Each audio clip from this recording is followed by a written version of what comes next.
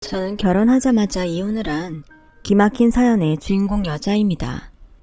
여러분에게 명절은 어떤 날인가요? 전 결혼하기 전까지는 철없이 명절을 참 좋아했어요. 가족들과 오랜만에 만나 맛있는 것도 먹고 서로의 안부를 물으며 즐거웠던 기억밖에 없었거든요. 하지만 막상 결혼을 하니 명절은 그렇게 마냥 좋은 날은 아니라는 것을 깨닫게 됐는데, 저는 결혼하고 처음 맞이한 명절에 이혼을 결심한 며느리입니다. 단순히 명절이 힘들어서 그런 결정을 한 건 아니었는데요. 제가 왜 참지 못하고 이혼이라는 극단적인 선택을 하게 되었는지 그 일을 이야기해봅니다. 저는 태어나서 얼마 지나지 않아 부모님을 사고로 잃었어요. 저를 키워준 할아버지의 말에 의하면 두 분이 함께 꽤 큰 사업을 하고 계셨다는데, 그러다 좋지 못한 일에 휘말려 그걸 수습하는 과정에서 사고를 겪게 됐다고만 들은 게 제가 아는 전부였어요.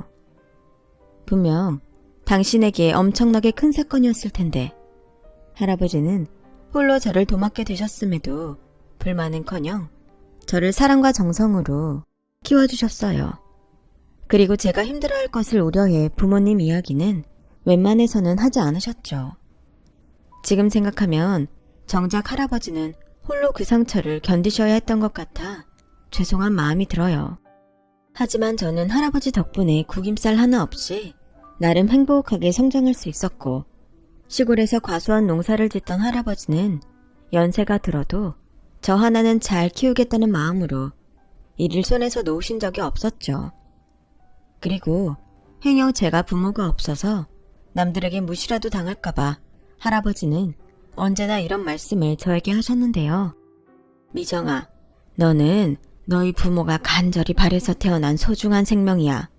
비록 지금은 할애비랑 둘이 살고 있지만 부모가 없는 것은 너의 잘못이 아니니까 절대로 기죽을 필요 없단다. 만약 누구든 그런 걸로 너한테 못되게 구는 사람이 있다면 절대 참지 말고 당당하게 싸워. 우리 소녀 뒤엔 언제나 이 든든한 할애비가 있으니까. 알겠지? 이렇게 똘망똘망하고 이쁜 걸 그것들은 뭐가 그렇게 급하다고 그러고 갔나 모르겠다. 미정아, 이리 와. 할애비가 꼭 안아줄게. 싫어. 똑각 안아서 숨 막히게 하려고. 살살 할게. 할애비가 미정이 네가 너무 예뻐서 그래. 할애비가 평생 사랑하고 지켜줄 거야. 나도 할아버지 사랑해. 나도 할아버지 평생 지켜줄 거야. 약속해.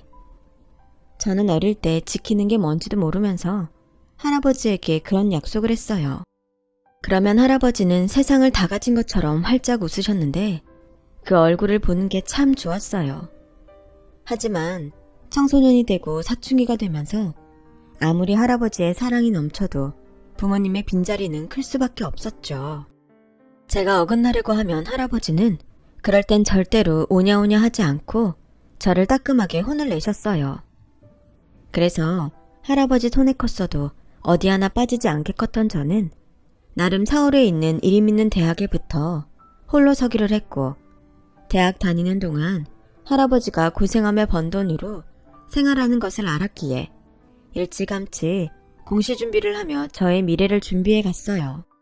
그렇게 저는 대학을 졸업했고 같은 해에 7급 공무원 시험을 무난히 패스하며 사회인으로서 첫 발을 내디뎠는데요. 그때 사람들이 그런 저와 할아버지를 얼마나 부러워했는지 몰라요. 그렇게 남들보다 조금 일찍 자리를 잡아갔던 저는 제 이상형인 아빠같이 든든한 남자를 소개받아 장작 6년이라는 긴 연애를 하게 되었죠. 저에겐 꿈이 하나 있었어요. 시집을 가면 시부모님을 저희 부모님처럼 모시고 살고 싶었는데 아무래도 부모님 없이 살았던 저의 마음을 그렇게라도 채우고 싶었던 마음이 컸던 것 같아요. 그래서인지 이런 저의 마음을 안 남자친구는 저의 그런 면을 참 고마워하고 좋아해 줬는데요. 직장 동료며 친구들은 저에게 큰일 날 소리 한다며 저를 말리곤 했네요. 미정씨가 아직 시집을 안 가서 뭘 몰라서 그래. 무조건 시자 붙은 사람들하고는 가까이 지내지 않는 게 상책이야. 아무리 좋은 마음으로 잘해봐. 호의가 호구되는 거 순간이다. 그래, 시댁하고는 최대한 멀리 사는 게 좋아. 행여 모신다고 하지 말고. 어차피 자기 만난다는 그 남자 삼형제 중에 막내라며. 그럼 형님들이 알아서 하게 그냥 눈 딱 감고 있어. 저는 저런 말을 조언이라고 하는 사람들을 그때까지는 이해하지 못했어요. 그리고 한편으로는 얼마나 시댁 식구들과 사이가 좋지 않으면 저런 말을 할까 싶은 생각도 들었는데 무슨 자신감인지 모르겠지만 저는 이상한 자신감이 있었어요. 어떤 시댁을 만나느냐도 물론 중요하겠지만 제가 좋은 마음으로 성심성의껏 하는데 우는 얼굴에 침 못 뱉는다고 제가 하기 나름이라고 생각했었죠. 그렇게 저는 6년 만난 남자와 드디어 결혼을 약속했어요. 프로포즈를 받던 그날 얼마나 기뻤는지 평소 눈물도 잘 흘리지 않는데 눈물까지 흘렸던 저는 하루라도 빨리 결혼하고 싶은 마음이었어요. 그렇게 기쁜 것도 잠시 저에겐 넘어야 할 산이 있었죠. 아무래도 예비시댁에서 제가 부모님이 없다는 걸 싫어할까? 걱정이 들더라고요. 하지만 그런 저의 마음을 알았는지 예비신랑은 그런 저에게 걱정하지 말라며 안도의 말을 건네곤 했어요. 에이, 걱정하지 마. 우리 부모님 그렇게 속 좁은 사람들 아니야. 벌써 위로 형들이 다 결혼했고 나 하나 남았는데 누구든 땡큐 베리베리 감사라고 했어. 정말? 근데 세훈 씨네 부모님도 아시는 거지? 우리 부모님 두 분 다 안 계신 거. 그럼 다 아시지. 우리가 만난 게 벌써 몇 년인데 그런 게 싫었으면 벌써 말 나오지 않았겠어? 나 여지껏 자기 만나면서 우리 부모님이 뭐라고 하지 않았다니까. 그러니까 마음 내려놔도 돼. 우리 엄마 자기 공무원이라고 완전 자랑하고 난리 났어. 정말? 그렇다면 다행인데 이럴 땐 내가 공무원 된 거 진짜 잘한 것 같아. 어허, 나는 우리 자기가 공무원 아니어도 괜찮은데 그런 생각하지 마. 누가 보면 내가 꼭 자기 직업 보고 결혼하는 것 같잖아. 그리고 자기 힘들면 언제든지 일 그만두고 집에서 놀아도 돼. 내가 우리 자기 평생 손에 물 한 방울 안 묻히고 행복하게 해줄 거니까. 뭐야, 그렇게 말하니까 너무 감동이잖아. 나는 지금도 너무 행복해 자기야. 우리 꼭 할머니 할아버지 될 때까지 잘 살자. 저는 예비 신랑의 말에 그나마 마음을 놓을 수가 있었어요. 그리고 상견례 전 예비 시어머니의 초대로 시댁에 인사를 가게 되었고 그 자리에서 예비 신랑의 말처럼 시부모님은 제가 마음에 드는 듯 호의적으로 저를 대해주셨고 그에 반해 예비 형님들은 아직 결혼식도 올리지 않은 저를 경계하는 눈치였어요. 그렇게 상견례 날짜가 잡히고 시골에서 나름 신경을 많이 쓴 할아버지가 서울로 올라오셨는데요. 정말 뜻밖의 말이 예비 시어머니 입에서 흘러나왔어요. 예, 삐정아, 부모님은 언제 오시니? 벌써 시간이 다 됐는데 더 기다려야 하는 거야? 네? 부모님이요? 저는 당황했어요. 이미 다 아신다고 들었고 생각했으니까요. 하지만 돌아가는 분위기로 봐선 남편이 말을 하지 않은 것 같았죠. 어쩔 수 없이 제가 먼저 부모님은 일찍 돌아가셔서 할아버지 손에 자랐다는 말을 할 수밖에 없었는데요. 시부모님 눈치는 물론이고 할아버지 눈치를 보느라 여간 식은땀이 나는 게 아니었어요. 하필 바로 전날 할아버지가 이런 질문을 하셨거든요. 너야 똑 부러지니까 내 걱정이 없는데 할애비가 노파심에 묻는 거야. 그쪽 부모님들도 다 아시는 거지? 뭘? 네 부모 그렇게 된 거. 나야 열부모 부럽지 않게 널 키웠지만 모르는 사람들은 모르니까. 아, 그럼 내가 세훈 씨한테 물었는데 다 아신대. 그리고 지난번에 인사 갔을 때도 두 분 다 일부러 부모님 이야기는 꺼내시지 않더라고. 아마도 날 배려해 주시려고 그러셨던 것 같아. 그래? 그거 참 고맙네. 알았다. 할애비 이제 마음 편하게 먹고 잘난다. 내일 우리 손녀 보려면 일찍 자고 일찍 일어나야지. 그럼 미정아, 우리 내일 보자. 이렇게 기껏 예비 시부모 포장까지 해가며 할아버지를 안심시켜드렸는데 제가 얼마나 난감했는지요. 그런데요, 저만큼이나 난감해하는 사람이 있었으니 그건 바로 저와 결혼할 그 남자였어요. 엄마, 내가 말 안 했어? 미정이 부모님 안 계시는데? 너는 그 중요한 걸 이제야 말하면 어떡해. 이미 너 장가 보낸다고 동네방에 다 떠들어놨는데 이걸 물을 수도 없고 어쩔 거야. 여보, 됐어. 이미 상견례까지 하는 마당에 그냥 넘어가. 그래도 여보, 그거는 좀. 큰 소리 내지 말라고. 어차피 우리도 나이 먹으면 죽어. 며느리 잘 컸고 직업도 번듯한데 그냥 군소리 하지 마. 아, 알겠어요. 어쩐지 너무 다 잘 맞는다 했어. 어쩌면요, 저는 그때 눈치를 채고 자리를 박차고 나왔어야 했어요. 하지만 그놈의 사랑이 뭔지 아직 제 앞에 닥칠 미래를 알지 못한 저는 자기 부모님 뒤에서 저 보라고 두 손을 싹싹 빌며 미안해하는 예비 신랑을 보고 마음이 약해졌고, 이렇게 된 거 할아버지 손에 잘 컸다는 걸 시부모님에게 똑똑히 보여드리겠다는 이상한 승부욕에 결혼식을 그대로 진행하기로 했는데, 그래도 할아버지는 영 불안하셨는지 기차역에서 걱정하는 말씀을 하셨어요. 미정아, 너 괜찮은 거 맞아? 사돈들이 별말을 하지 않아서 결혼식 날짜는 잡았다만 아니다 싶으면 하지 말자. 아니야, 미리 확실하게 말씀을 드렸어야 했는데 순서가 잘못됐지 뭐. 할아버지, 미안해. 괜히 할아버지까지 불편하게 해서. 아니야, 나는 너만 괜찮으면 어디서든 다 괜찮아. 다만 할애비는 네가 걱정이다. 괜히 부모 없다고 착 잡히고 그럴까 싶어서. 에이, 할아버지도 내가 누구야? 할아버지 손녀인데 그걸 내가 참고 가만히 있을 것 같아? 할아버지가 그랬잖아. 절대 그런 걸로 기죽지 말라고. 할아버지가 나 잘 키워준 거 그만큼 꼭 잘 살 거야. 그러니까 아프지 말고 오래오래 사세요. 증손자 봐야지. 그래, 우리 예쁜 소녀가 낳은 증손자 하루라도 빨리 보고 싶다. 결혼식 하기 전에 박서방이랑 한번 날 잡아서 내려와. 내 씨암탉 잡아줄 테니까. 알겠어요, 할아버지. 기차 시간 다 됐다. 과수원 일 너무 무리하지 말고. 아셨죠? 오냐. 그날 할아버지의 배웅을 하고 돌아온 저는 한 박자 늦었지만 예비 신랑에게 서운한 마음이 들었고, 이제는 돌다리도 두드려보고 건너겠다는 심정으로 예비 신랑에게 전화를 걸었는데요. 자기야, 할아버님 배웅 잘했어.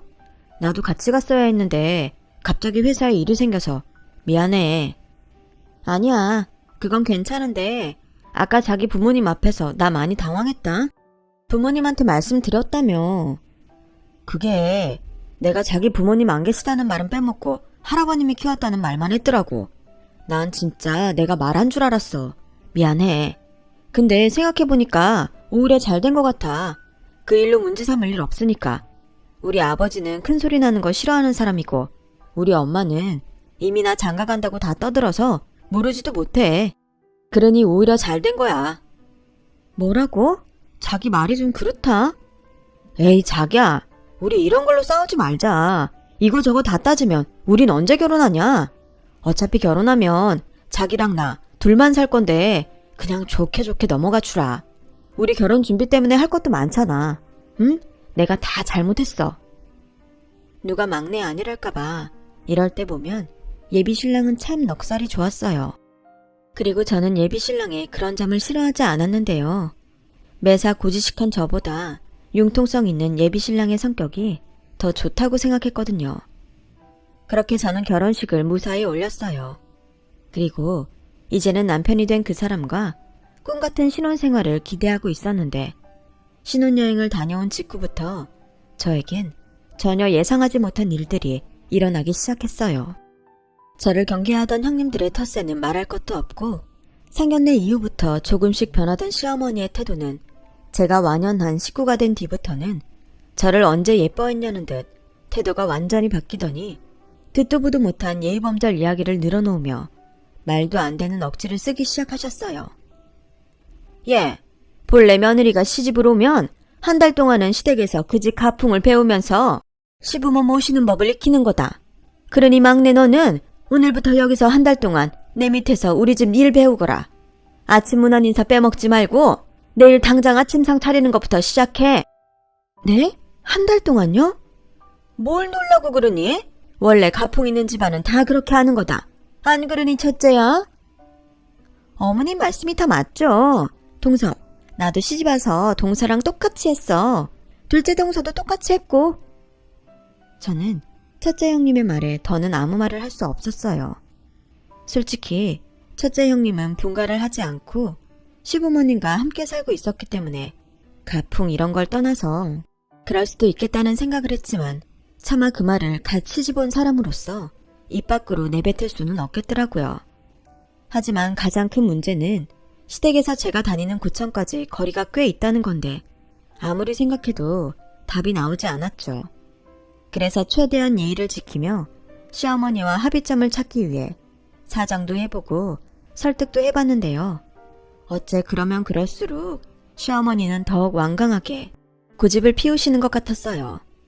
그러다 결국 남편에게 도움을 청한 저는 남편의 설득으로 한 달을 일주일로 줄일 수 있었고 그 일주일 동안은 거의 잠도 제대로 자지 못하고 엉덩이도 바닥에 붙일 수 없을 정도로 최선을 다해 시어머님이 하라는 모든 집안일을 다 했어요. 이게 정말 배울 만한 가치가 있는 건지도 모를 그런 일들이었지만 그때까지는 시댁 식구들과 잘 지내보겠다는 미련한 마음이 커서 군소리도 한번 하지 않았는데요. 그렇다고 제가 불만이 아주 없던 건 아니었어요. 제가 있어서 편하고 좋다며 대놓고 아무것도 하지 않는 큰형님이 문제였어요. 동서, 내가 아침에 우리 방 청소 부탁하지 않았나? 네? 제가 출근하느라 깜빡했어요. 근데 형님, 자꾸 저한테 형님 방을 치워달라고 하시는데 아무리 생각해도 그건 아닌 것 같아요. 여긴 형님이랑 아주버님이 쓰시는 개인적인 공간이잖아요. 제가 어머님 때문에 여기서 시댁 일하는 건 맞지만 적어도 형님이 하실 일은 형님이 하셨으면 좋겠어요.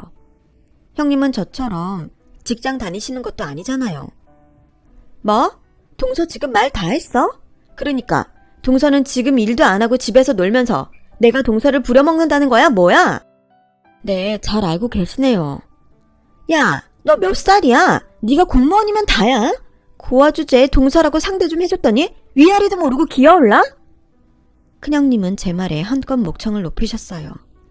그리고 그 소리에 방에서 1일 연속극을 보시던 시어머님이 놀라서 뛰어오셨는데요. 그 뒤 상황은 저를 더욱 억울하게 만들었어요. 얘, 뭐가 이렇게 시끄럽니? 첫째, 너 왜 그래? 어머니, 막내 동서가요. 저더러 놀면서 자기한테 일부러 일 시킨다고 저를 나쁜 사람으로 몰아요. 제가 정말 기가 막혀서 저 아무래도 막내 동서 눈치 보여 분가해야 할 것 같아요. 그러니 어머니, 저희 분가할 집 마련해 주세요. 뭐야? 막내 너 무슨 말을 했길래 네 큰형님이 이렇게 방방 뛰냐?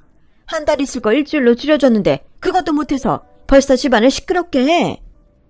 어머님, 아무리 그러셔도 아닌 건 아니죠. 저 어제 형님 속옷 빨래까지 했어요. 형님 속옷 빠는 것도 시댁일 배우는 거에 들어가요? 어머, 얘 눈 동그랗게 뜨는 것 좀 봐. 넌 아랫사람이잖니. 그럼 윗사람이 뭘 시키든 윗사람 모시는 마음으로 군소리 없이 하면 될 일인데 서열도 가장 낮은 네가 뭔데 일을 가려서 해. 이래서 내가 너를 끼고 가르치려고 했던 거야. 됐고, 너 내일 네 집에 가는 날이지. 마음 같아서는 가지 말라고 하고 싶은데 내가 또 사람이 모질지가 못해서 너 집에 가기 전에 겨울 이불 빨래 다 해놓고 가라. 금방 찬바람 불 텐데 미리미리 해놔야지. 첫째, 너희 이불도 꺼내서 다 내놔. 그리고 마음 풀어라. 얘가 아직 뭘 몰라서 그런 거니까. 아씨, 어머님이 더 따끔하게 혼을 내셔야죠. 저 여기 사는 것도 어머님 아들이 능력이 없어서 여기 있는 건데 몰라요. 큰애야, 그 얘기는 우리 이제 안 하기로 하지 않았니? 알았다. 내가 너한테 더 잘하마. 알겠어요. 어머님이 그렇게 말씀하시니까 제가 이번엔 참을게요. 동서, 다음부턴 조심해. 알겠어? 그리고 우리 이불은 발로 막 밟으면 안 된다. 최고급 솜이라 살살 손으로 조물조물 해야 해. 저는 어이가 없고 이 상황이 믿기지 않았어요. 그리고 어쩐지 시어머니가 첫째 형님 눈치를 보는 것 같은 기분이 들었는데 우선은 그것보다 그 많고 무거운 겨울 이불을 저 혼자 빨라는 것이 기가 막히고 코가 막혔네요. 그래서 결국 저는 꾀를 내어 이불들을 몽땅 빨래방에 가지고 갔고 10채나 되는 솜이불을 모두 대형 세탁기에 넣고 돌렸는데 최고급 큰형님의 이불이 제일 깨끗하게 빨렸어요. 그렇게 이불 빨래를 모두 마친 저는 시댁의 겨울 이불을 던지다시피 내려놓고 이제야 남편이 기다리는 신혼집으로 돌아가려 했는데요. 그때도 시어머니는 제가 가는 것이 아쉽다는 얼굴로 이런 말씀을 하셨어요. 일주일 동안 썩 마음에 들지 않았지만 수고했다. 그리고 다음 달에 추석 있는 거 알지? 이번 명절엔 네 형님들이 모두 바빠서 같이 명절을 보낼 수 없다고 하니 아무래도 이번 명절 음식은 막내 네가 혼자 도맡아서 해야 할 것 같다. 설마 너 나이도 있는데 명절 음식 못하는 거 아니지? 네? 명절 음식을 저 혼자 하라고요? 그래. 게다가 너 시집와서 처음으로 지내는 명절이라 친척들이 다 오신다고 했으니 그런 줄 알고 집에 가서 연습 좀 많이 해봐라. 그렇게 배우고 느는 거다. 나 때도 그렇게 했다. 그럼 가서 푹 쉬고 우리는 명절 전날 보자. 저는 시어머님의 말씀에 제 귀를 의심했어요. 제가 시집 온 지 얼마나 됐다고 명절 음식 준비를 저 혼자 다 하라는 건지 눈앞이 캄캄하더라고요. 그래서 집에 돌아왔다는 기쁨보다 명절 걱정을 하게 된 저는 일주일 만에 보는 남편을 붙잡고 하소연을 늘어놓기 시작했는데요. 뭐야, 나는 자기가 우리 집에 있는 동안 우리 엄마랑 많이 친해졌을 거라고 생각했는데 아니었어? 아니, 그래도 그렇지 오자마자 우리 엄마 흉을 보는 건 좀 너무하지 않나? 흉을 본다고? 자기야, 난 내가 그동안 얼마나 힘들었는지 말하고 있는 거야. 일 배우라고 일주일 동안 집에도 못 가게 하시더니 정작 가르쳐 주시는 건 하나도 없고 빨래에 청소에 아침상 저녁상 차리라 하시는데 자긴 그게 합당한 일이라고 생각해? 자기가 힘들지 않았다고 말하는 게 아니잖아. 근데 자기 며느리고 며느리가 시댁일하면서 합당한 걸 찾으면 우리나라 며느리들은 죄다 불만만 있게. 그냥 내 말은 좋은 마음으로 하면 서로가 좋다는 거지. 다른 사람은 몰라도 자기가 이런 말 할 줄은 정말 몰랐어. 이래서 가재는 개편이라고 하나 보지? 나는 정작 다음 달에도 혼자 명절 준비를 다 하게 생겼는데 자기는 그런 말이 나와? 나 시집 온 지 얼마나 됐니? 알았어. 서운했다면 내가 사과할게. 그리고 우리 형수를 원래 이 핑계 저 핑계 대고 명절에 집에 안 와. 엄마한테 용돈이나 선물 주고 내빼기 바쁘지. 그래서 명절 준비 매번 우리 엄마 혼자 했는데 자기가 있어서 우리 엄마가 좀 오바했나 보다. 근데 우리 집은 손님도 별로 안 오니까 그것도 걱정할 거 없어. 그냥 우리끼리 조용하게 보내는 게 대부분이야. 뭐? 나한테는 우리 결혼하고 첫 명절이라 손님들 많이 오실 거라고 하셨는데? 그래? 아휴, 우리 엄마 막내 며느리 자랑하려고 또 사람들 죄다 불렀나 보다. 내가 말했지. 우리 엄마 자기 엄청 좋아한다고. 이번엔 친척들 모아놓고 자기 자랑하려고 그러나 보네. 좌우지간 못 말려. 그리고 방금 든 생각인데 아무래도 우리 엄마가 자기 명절에 돌아가신 부모님 생각나서 외로울까봐 그런 것 같다. 저는 더는 남편과 아무 말도 하고 싶지 않았어요. 이래서 남편을 남의 편이라고 하는 건지 그저 그 순간은 남보다 더 못한 존재처럼 느껴지더라고요. 6년을 만나면서 이렇게 실망한 적이 없었는데 6개월도 안 돼서 저는 이 사람에게 정이 뚝뚝 떨어지고 있었어요. 그리고 생각했죠. 아무래도 시어머니는 저를 만만하게 보시고 집안일이나 실컷 시키면서 부려먹으려고 하시는 것 같은데 이대로 가만히 있으면 평생 이런 억울하고 황당한 일을 겪게 될 것 같아 저도 형님들처럼 약간의 꾀를 내야겠다고 생각했어요. 어머니, 오냐? 네가 웬일로 대낮부터 전화를 다 했냐? 그게요. 명절 준비로 어머님이랑 상의할 것이 좀 있어서요. 상의? 제가 정말 곰곰이 생각해 봤는데요. 이번 명절이 제가 결혼하고 첫 명절인데 음식이 별로면 아무래도 오시는 친척분들에게 예의가 아닌 것 같아서요. 그렇다고 없던 음식 솜씨가 갑자기 생기진 않을 테니까 이번 명절 음식은 어머님이 저를 좀 도와주시면 안 될까요? 제가 옆에서 많이 배울게요. 뭐야? 나는 또 무슨 말을 하나 했더니? 얘, 내가 너더러 뭐 대단한 거 하라니? 어디 첫 명절부터 며느리가 시애미를 시켜 먹으라고 들어? 너는 네 집에서 그렇게 하라고 배웠냐? 어머님, 그게 아니고요. 저야말로 형님들도 다 안 계시는데 뭘 할 줄 알겠어요. 그래서 도움을 좀 받고 싶었던 건데. 어머, 얘 말대꾸 하는 것 좀 봐. 이래서 부모 없는 것들은 가정교육이 형편없다는 거다. 아니, 시집 온 지 얼마나 됐다고 벌써부터 잔머리를 굴려? 왜? 나중에 명절도 하지 말자고 하겠다? 시어머니는 점점 흥분을 가라앉히지 못하고 목소리를 높이셨어요. 그리고는 입이 근질근질 하셨는지 이런 말까지 하셨는데요. 내가 부모 없는 너를 생각해서 이 말은 안 하려고 했는데 네 형님들은 명절이면 지들 친정에서 용돈도 두둑하게 받아서 나한테 주곤 했다. 근데 너는 돈도 잘 벌면서 지금까지 입 싹 닫고 있다가 뭐? 나더러 음식 만드는 걸 도우라고? 결국 그거였어요. 시어머니는 형님들처럼 제가 용돈을 두둑하게 줘야 한다고 생각하고 계셨는데 제가 영 감을 잡지 못하는 것 같아 답답하셨고 그런 저를 골탕 먹이고 싶으셨던 것 같았는데요. 하지만 저도 좋은 마음이 아니었기에 시어머님이 바라는 대로 하고 싶지 않았어요. 그래서 저는 남편에게 별 다른 이야기는 생략한 채 아무래도 혼자 음식을 다 하는 건 무리라고 눈치껏 도와달라고 말했는데 눈치 없는 이 인간은 이번에도 제 속을 뒤집는 말만 늘어놓았어요. 알겠어. 근데 나도 평생 해보지 않은 거라 도움이 될지 모르겠다. 그리고 솔직히 엄마 눈치도 좀 보여. 괜히 나 때문에 자기가 더 곤란할 수도 있고. 그래서 못 도와준다고? 최악의 상황이 그렇다는 거지. 그리고 나도 솔직히 자신 없어. 그냥 내가 엄마한테 얘기 잘해서 같이 좀 하시라고 하면 안 될까? 자기도 그게 더 낫잖아. 그게 될 것 같았으면 내가 자기한테 이런 부탁을 하겠니?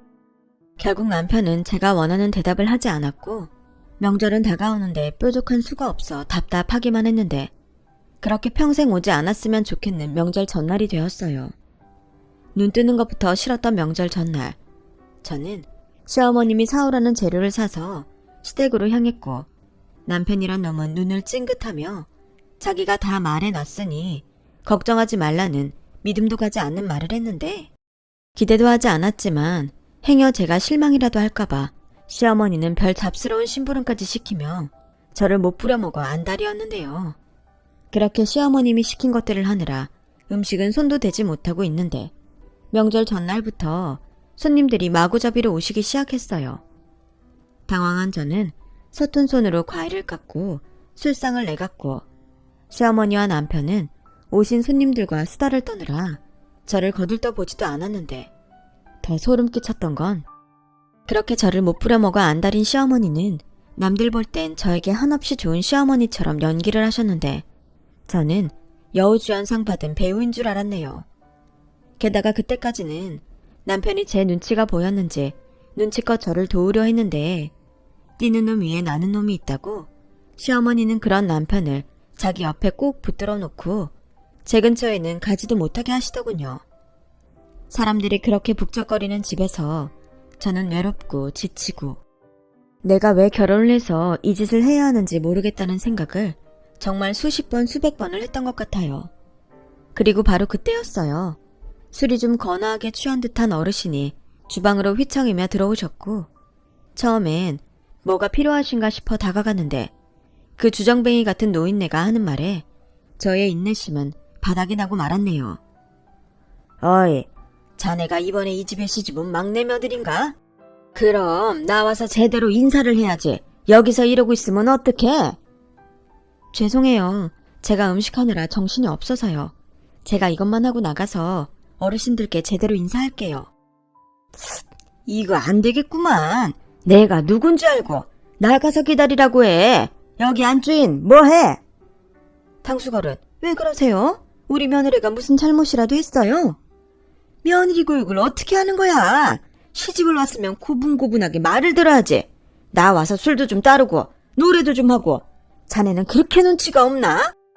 죄송해요. 얘가 시집 온 지 얼마 안 돼서 눈치가 없어요. 얘, 너 가서 당수거른 옆에서 술 좀 따라드리고 장단도 좀 맞춰드려라. 네? 제가요? 그럼 여기 시집 온 며느리가 너 말고 또 있니? 어머님, 이건 아니죠. 제가 무슨 술집 여자예요? 그리고 당수걸은 술을 드셨으면 곱게 드셔야지. 저더러 술 따르고 노래하라는 게 지금 제정신이세요? 그런 건 당수걸은 며느리한테 시키세요. 아, 어머님이 하시면 되겠네요. 뭐야? 야, 너 말 다 했어? 네, 다 했어요. 그러니 저 그만 집에 갈게요. 명절은 식구들끼리 정답게 보내세요. 저는 그렇게 앞치마를 풀어서 집어 던지고 그 집구석을 나왔어요. 주방에서 내내 기름 냄새만 맡았는데 밖에 나오니 그렇게 공기가 좋을 수가 없더라고요. 그 뒤 집에 온 저의 핸드폰엔 남편과 시어머니에게 전화로 불이 났고 저는 자꾸만 울리는 벨소리가 시끄러워 핸드폰 전원을 꺼버렸는데요. 그렇게 2시간 정도 조용했을까요? 술에 취해 제대로 걷지도 못하는 시어머니가 남편을 앞장세워 신혼집에 쳐들어왔어요. 너 전화기 꺼놓으면 내가 포기할 줄 알았지? 오늘 너 죽고 나 죽자. 내가 오늘 너 때문에 친척들 앞에서 얼마나 개망신을 당했는지 알아? 벌써부터 며느리한테 잡혀 사는 거 아니냐고? 말 같지 않은 말까지 들었다. 불쌍한 고아년 적산하는 셈 치고 며느리로 받아줬더니 어디서 가정교육도 제대로 못 배운 고아티를 내고 있어. 넌 니네 할아버지가 시집가서 그러라고 가르쳤냐? 말씀 다 하셨어요. 고아년 적선하는 셈이라고요. 제가 볼 땐 비상식적이고 막대먹은 사람은 제가 아니라 어머님이신 것 같은데요. 그리고요, 저희 할아버지에 대해서 함부로 말씀하지 마세요. 저 부모님 없이 할아버지 손에 컸어도 못 배운 거 없이 잘 컸고요. 오히려 이런 부당한 일에 기죽지 말라고 가르치셨어요. 그러는 어머님은 이 사람한테 뭘 그렇게 잘 가르치셨나요? 감싸줄 부모 없으면 함부로 해도 된다고 가르치셨어요? 너? 그 입 안 닥쳐? 저게 뚫린 입이라고 함부로 짓거리네? 너 오늘 아주 잘 걸렸다. 여기서 너 죽고 나 죽자. 싫어요. 죽으려면 혼자 죽으세요. 저는 어머님 손에 죽을 이유 없네요. 뭐야 이 망할 것? 세윤이 너 들었지? 당장 이 고아년이랑 이혼해. 네가 뭐가 아쉬워서 이딴 년하고 살부비고 살아? 엄마 진정해. 자기야 자기도 좀 적당히 해라. 그냥 좋게 넘어가면 될 일을 뭐하러 크게 만드냐. 빨리 우리 엄마한테 잘못했다고 빌어. 이러다 정말 나랑 이혼할 거야? 이혼? 못할 것도 없지. 내가 뭘 잘못했는데 빌어. 자기야말로 생각이 제대로 바뀐 사람이 맞아? 아, 어머님이 말씀하시는 자식 교육이 이런 거였군요. 말도 안 되는 억제에도 잘못했다고 비는 거. 그런데요, 정말 이상하지 않아요? 왜 어머님은 저랑 같은 며느리인 형님들 앞에서는 찍소리도 못하세요? 듣자 하니 형님들은 뭐든 돈으로 때운다고 하던데 어머님 교육은 돈이면 나이랑 상관없이 굽시거리는 건가 보죠? 정말 본 적 없는 무식하고 상스러운 집안이네요. 저도 이런 집구석 트럭으로 갖다 줘도 싫어요. 네, 원하시는 대로 이혼하겠습니다. 애당초 이런 집구석인 줄 알았으면 결혼도 하지 않았을 거예요. 뭐? 집구석? 저거 말하는 싸가지 보게? 그러니 네가 고아티가 난다는 거야. 저런 걸 집안에 들였으니 오늘 같은 일이 생긴 거라고? 그래요? 그렇게 생각하시면 좀 나으세요? 네, 저 부모님 안 계세요. 그러는 어머님은 뭐 그렇게 대단하게 볼 거 있으세요? 아들 셋 다 그저 그런 작은 회사에 취직해 벌어먹고 있고 돈 많은 며느리 앞에서 비굴하게 찍소리 못하고 눈치나 보시면서. 그런데요, 저는 부모님이 안 계신 것 빼고는 빠지는 거 없어요. 그때였어요. 제가 지지 않고 또박또박 따지니 자기 분을 참지 못한 시어머니 손이 제 얼굴로 날아왔고 저 역시 참지 않고 시어머니와 몸싸움까지 하게 되었어요. 이 정신 나간 남편이란 놈이 지 엄마를 말리지 않고 저를 말리더군요. 자기 엄마한테 왜 함부로 하냐면서요. 아직 혼인신고서에 잉크도 마르지 않았는데 저는 어떤 일이 벌어진다고 해도 이 인간이랑은 더는 살 수 없었고 결혼 전에는 제 손에 물 한 방울 묻히지 않고 제가 싫어하는 짓은 하지 않겠다고 하더니 결혼 후에는 정말 신기하게도 딱 제가 싫어하는 사람이 되어 있더군요. 그리고 그러던 중 누군가 쿵쿵쿵 노크하는 소리가 들렸어요. 순간 남편은 이웃에서 시끄럽다고 항의하러 온 것 같다고 잔뜩 움츠린 채 현관문을 열었어요. 남편 손에는 웬 서류 봉투가 들어있었는데요. 보낸 사람을 확인하니 저희 할아버지셨어요. 그리고 정말 기가 차게도 시어머니가 멋대로 그 서류 봉투를 가로채서는 자기 멋대로 풀어보는데 저는 시어머니의 그런 행동도 화가 나서 서류 봉투를 뺏으려 손을 내밀자 이 남편이라는 놈이 그냥 보기만 하는 거라며 저를 말렸어요. 아무래도 그 서류가 무슨 서류인지 두 모자가 똑같이 궁금했던 모양이었죠. 그때였어요. 서류 봉투에서 무언가 꺼내보던 시어머니의 손이 떨리더니 바닥에 쿵 하고 쓰러지셨고 그 자리엔 저희 부모님의 결혼 사진이 떨어졌는데 시어머니는 무슨 귀신이라도 본 것처럼 사색이 되어 떨리는 목소리로 저에게 이렇게 물으셨어요. 저 사람들 네가 아는 사람이냐? 왜요? 그렇게 부모 없다고 저를 무시하더니 저희 부모님 사진엔 덜컥 겁이 나시나 봐요. 뭐? 부모님? 아휴, 이를 어쩌지? 세훈아, 나 좀 일으켜다오. 그리고 나는 이만 갈란다. 엄마, 왜 그래? 미정이 부모님 아는 사람들이야? 알긴 누가 안다고 그래? 됐고, 뭘 꾸물거려? 나 좀 빨리 붙들라니까. 남편은 시어머니의 재촉에 시어머니를 부축해 현관 밖으로 나갔어요. 그리고 저는 직감적으로 시어머니가 무언가 숨기고 있다는 생각을 했는데 제가 쫓아나가자 시어머니는 그런 저를 못 나오게 현관문을 닫으셨어요. 그래서 저는 재빨리 복도에 있는 인터폰을 켰고 그때까지도 별다른 생각이 없던 저는 시어머니 입에서 나온 말들에 눈이 뒤집히고 말았네요. 세훈아, 큰일 났다. 엄마, 왜 그러는데? 혹시 미정이 부모님이랑 아는 사이야? 설마 옛날에 개똥 가지고 틀 때 그 피해자는 아니지? 차라리 그런 거면 내가 이러지도 않지. 그게 사실은 너 어릴 때 엄마가 파출부 나간 적 있잖아. 왜 부잣집이라고 엄마가 그 집 다녀오면 케이크니 피자니 그런 거 들고 오고. 아, 기억나. 그 집 사모님이 우리 어리다고 엄청 챙겨주셨다며. 근데 왜? 설마 미정이 어머니가 그 사모님인 거야? 그래. 근데 아니 이걸 어떻게 말을 하지? 왜?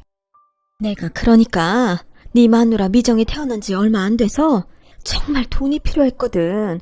그래서 정말 잠깐 미정이를 데리고 나간 적이 있어. 돈 주면 돌려준다고.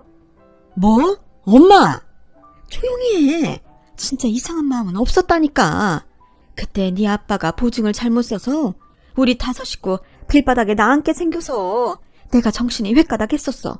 근데 그 돈 가지고 오는 길에 그 사장부부가 사고가 나는 바람에 내가 그때 사고 났다는 소식을 듣고 가슴이 얼마나 뛰었는지 그 소식 듣고 얼른 미정이 쟤를 지 집에 데려다 놨다. 제발 그 사장부부가 죽지만 말라고 그렇게 빌었는데. 엄마, 이제 어떡할 거야? 엄마 때문에 미정이 부모님이 돌아가신 건데 부모 없다고 그렇게 구박을 했으니. 아니다. 냉정하자. 세훈아, 너랑 나랑 입 다물면 아무도 몰라. 그리고 그 늙은이 죽으면 미정이 저거 앞으로 부모 재산이 다 갈 텐데 이럴 게 아니다. 엄마 제정신이야. 나는 지금 미정이랑 이혼하게 생겼는데 내가 그 집 딸인지 알았냐고. 빌자. 너랑 나랑 빌면 되지. 엄마가 손이 발이 되게 빌게. 네가 돈방석에 앉게 생겼는데 엄마가 뭘 못하겠냐. 들어가자. 저는 순간 제 입을 틀어막고 말았어요. 저희 부모님이 돌아가시게 했던 사고가 그렇게 난 거라고는 상상조차 할 수 없었으니까요. 그리고 저들이 현관문 비밀번호를 누르는 소리에 얼른 달려가 보조키를 걸었는데요. 당장이라도 저들에게 따져묻고 싶은 것이 많았지만 머릿속이 뒤죽박죽이 되어 정신을 차릴 수 없어 그냥 면상 보기 싫으니 가라고 소리만 질렀어요. 그리고 조금이라도 방심하면 끊어져 나갈 것 같은 이성의 줄을 꼭 붙들었는데 서류에 담긴 할아버지의 편지가 그제야 제 눈에 보였어요. 미정아, 네가 이 서류를 받았다면 아마도 하래비는 요양병원에 있을 게다. 진작부터 그러고 싶었는데 우리 소녀 앞에서는 하래비는 항상 씩씩하고 건강했어야 했으니까. 그게 솔직히 좀 힘들었다. 그래서 지금은 모든 걸 내려놓고 하래비도 좀 편하게 있고 싶어서 이곳으로 왔어. 이제 너도 평생 의지할 반려자를 만났으니 하래비 걱정은 접어두고 잘 살기 바란다. 하래비 있는 병원은 공기도 좋고 사람들도 좋아. 그러니 하래비 찾지 말고 너나 행복하게 살아. 하래비는 우리 손녀한테 좋은 모습만 보여주고 떠나고 싶다. 그게 하래비 소원이야. 그리고 네가 그렇게 갖고 싶어하던 네 부모 사진을 함께 보낸다. 이젠 네가 소중하게 잘 간직하렴. 우리 손녀 미정아, 하래비는 우리 손녀 덕에 평생 행복했다. 고맙다. 저는 할아버지 편지에 엄마 잃은 아이처럼 엉엉 울었어요. 왜 하필 이 순간에 할아버지가 이런 서류를 보냈을까? 모든 것이 힘들기만 하더라고요. 그리고 그때 서류 안에 두둑한 문서들이 있었는데 그걸 꺼내보니 조금 전 인터폰으로 들었던 시어머니의 말처럼 부모님이 운영하던 회사 지분이 제 이름으로 되어 있었고 할아버지는 필요할 때 찾아가라며 어떤 로펌 변호사 명함을 테이프로 붙여놓으셨는데요. 순간 이것을 시어머니나 남편에겐 절대 보여줘서는 안 된다는 생각이 들어 얼른 서류들을 제 서류 가방에 숨겼는데 그때까지도 현관문 밖에서 문을 열어달라고 애원하던 그들은 창피한 것도 잊었는지 아파트 복도에서 자기들이 술 기운에 잘못을 했다고 손이 발휘되도록 빌기 시작했어요. 예, 막내야, 내가 잘못했다. 술이 원수지. 내가 네 부모님 사진을 보고 정신이 번쩍 들었어. 아유, 어린 딸을 두고 그렇게 떠났으니 그 마음이 오죽하겠냐? 아가, 내가 미안하다. 내가 다 잘못했어. 이제부턴 내가 정말 친엄마처럼 널 딸처럼 아끼고 사랑하마. 그러니까 한 번만 넘어가주면 안 되겠니? 자기야, 내가 잘못했어. 내가 자기 얼마나 사랑하는지 자기가 더 잘 알잖아. 우리 엄마도 이렇게 반성하고 있으니까 우리 이번 일 묻고 더 잘 지내자. 원래 비온 뒤 땅이 굳는 거라고 하잖아. 어쩌면 사람들이 단 몇 분 만에 저렇게 바뀔 수 있을까요? 하지만 제가 그 속을 모르는 것도 아니고 저는 다 필요 없으니 꺼지라고 말하고 현관문을 3개 닫아버렸어요. 그리고 명절 연휴가 끝나기가 무섭게 할아버지가 남겨준 명함의 로펌으로 찾아갔고 부모님이 저에게 남겨주신 유산에 대해 들을 수 있었는데 그 액수를 듣고도 감이 잘 오지 않을 정도로 크더라고요. 누군가는 로또 맞은 거 아니냐고 할 수 있겠지만 그 순간은 정말 얼떨떨했어요. 그리고 할아버지는 왜 이걸 지금까지 숨기고 계셨을까? 궁금하기만 했는데 변호사님이 그러시더군요. 할아버님은 이 돈은 나중에 김미정 씨가 필요할 때 쓰게 하고 싶다고 하셨어요.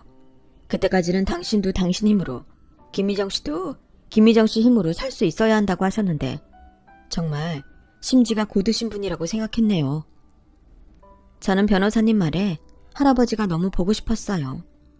당신 혼자 얼마나 힘들게 저를 키웠는지 아는데 이런 돈이 있다는 걸 아셨으면서 손 하나 대지 않았다니 저 역시도 존경스럽다는 생각밖에는 들지 않았죠. 그리고 저는 그 변호사님과 본격적으로 그들이 저지른 범죄와 이혼에 대한 상담을 했어요.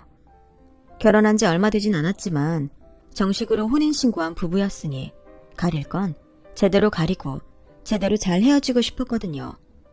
그런데요, 애석하게도 30년도 넘은 사건이라 더 확실한 증거가 나오지 않는 한 수사는 이루어지지 않을 거라는 답을 들었는데 그래도 저는 뭐라도 해보고 싶다고 했어요. 시어머니랑 남편에게 제대로 겁이라도 주고 싶었거든요. 그리고 저의 뜻대로 얼마 뒤 시댁엔 시어머니 앞으로 고소장이 날아갔고 시어머니는 그 고소장을 받았는지 벌벌 떨면서 제가 근무하는 구청으로 오셨는데요. 차림새며 몰골이 얼마나 다급했던지 집에 있던 그대로 온 것 같더군요. 예, 막내야, 이게 뭐냐? 네가 날 왜 고소해?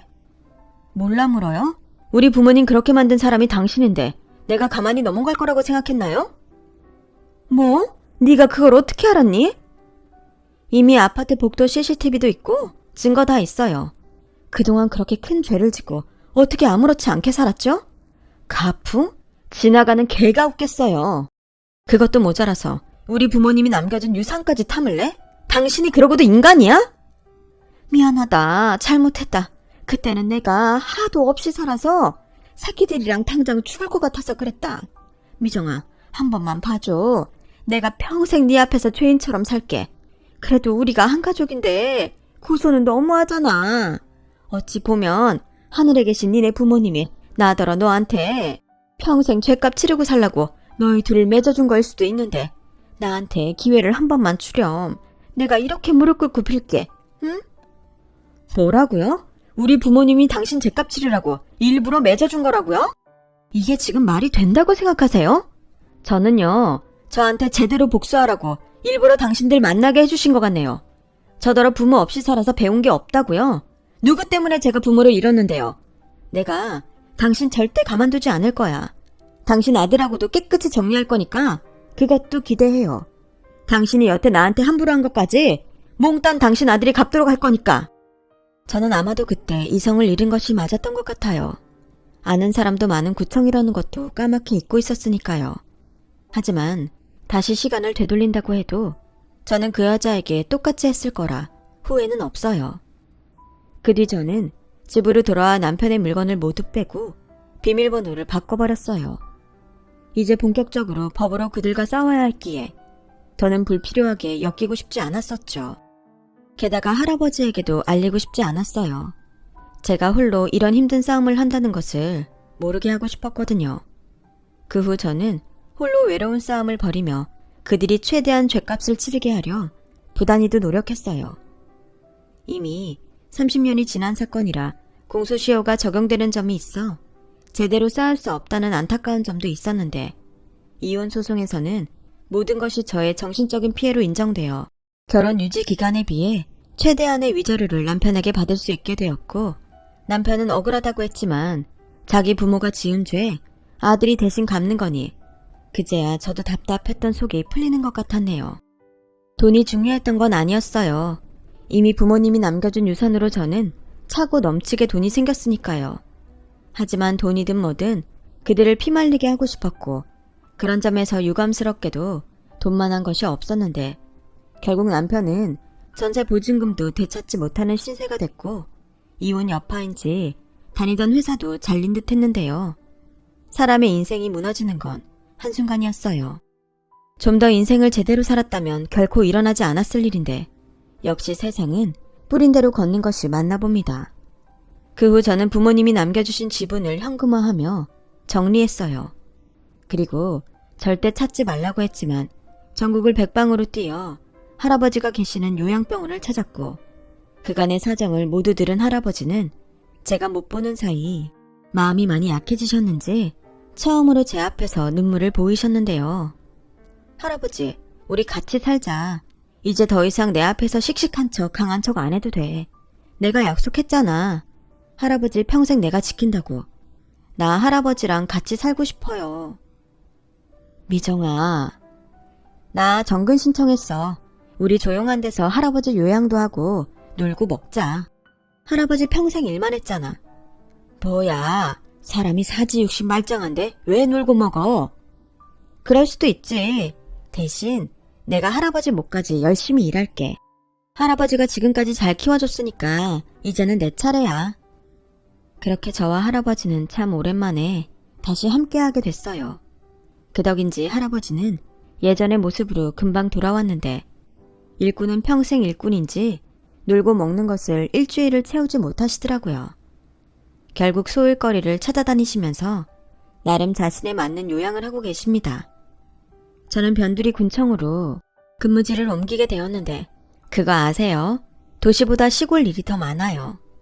덕분에 저는 여기서 일당백하며 하루 24시간을 아주 알뜰하게 쓰고 있답니다. 그리고요, 다신 듣고 싶지 않았던 이전 시댁과 전 남편의 소식은 어쩌다 보니 지인들에게 가끔 듣곤 하는데 전 남편은 지금도 일자리를 찾아 전전하고 있는 것 같고 시부모님은 그때의 사건으로 동네에서 소문이 다 퍼져 야반도주하듯 도둑이사를 갔다고 해요. 그렇게 한 치 앞을 내다보지 못하고 가풍 어쩌고 유난을 떨더니 참 그들과 딱 맞아 떨어지는 최후가 아니었나 싶습니다. 이런 일을 겪으면 사람은 더욱 겸손하게 살아야 한다는 걸 깨달았어요. 왜 털어서 먼지 안 나는 사람이 없다고 하잖아요. 언제나 겸손하고 자기 잘못을 반성할 줄 아는 인생이 참다운 인생 아닌가? 감히 생각해 보았습니다. 할아버지와도 대화 한번 더 주고받는 더 깊은 사이가 되어야겠어요. 원래 좋은 마음은 주고받는 거잖아요. 지금까지 저의 이야기 들어주셔서 대단히 감사해요. 늘 건강하고 행복하시길 진심으로 바라겠습니다.